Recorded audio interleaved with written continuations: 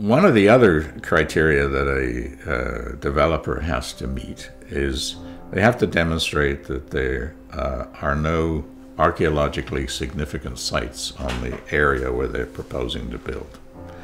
Now, archaeology around here really means First Nations history. I mean, certainly there's history from settlers, and that's really interesting, how the first people who came, the first Europeans that came, how they managed to survive in this incredibly rocky area where you can't grow anything unless you have tubs of earth. So the archaeology, most of the archaeology is First Nations history, and this is a particularly rich site. Already there's been a 10-year history of archaeological digs on the site, and they're still finding stuff.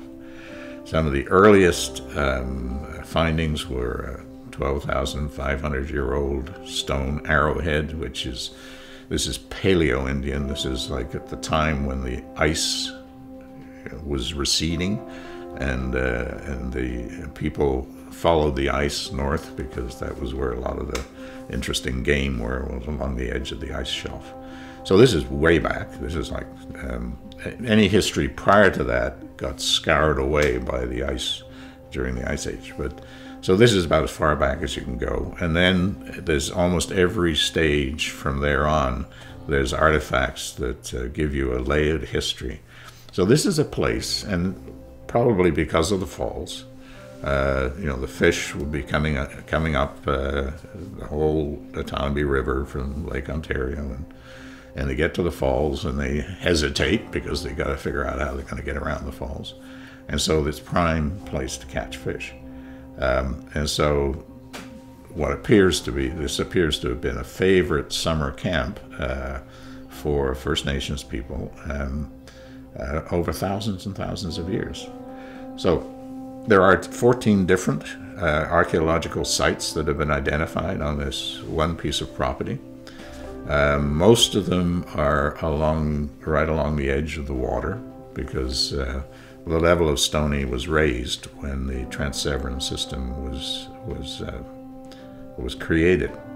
Had an interesting conversation with a local who does a lot of diving, is an archaeological diver, and he's saying that there's evidence that the Stony was actually raised 13 to 18 feet. Most people say 6 to 8.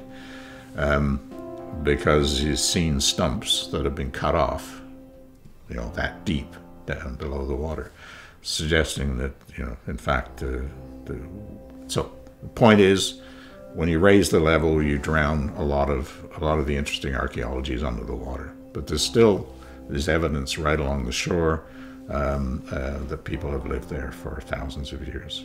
And there are 3 particular sites that are being still investigated. 3 more summers of digs, and so it's important for it's what can be described as an archaeological landscape. So when we talk about the wetlands, there's a pocket of wetland here and there, and so they connect and they're a wetland complex. Well, in the same way, when you've got 14 different archaeological sites on one 700-acre piece, that becomes an archaeological landscape, because it clearly had a function beyond that particular little campsite. And that is, again, in the 2014 provincial policy statement, that is now described as one of the concerns that have to be taken into account when you're considering approving a development. Is there a significant archaeological landscape? And have First Nations been consulted around what they think should happen to their history, because that's where we're at.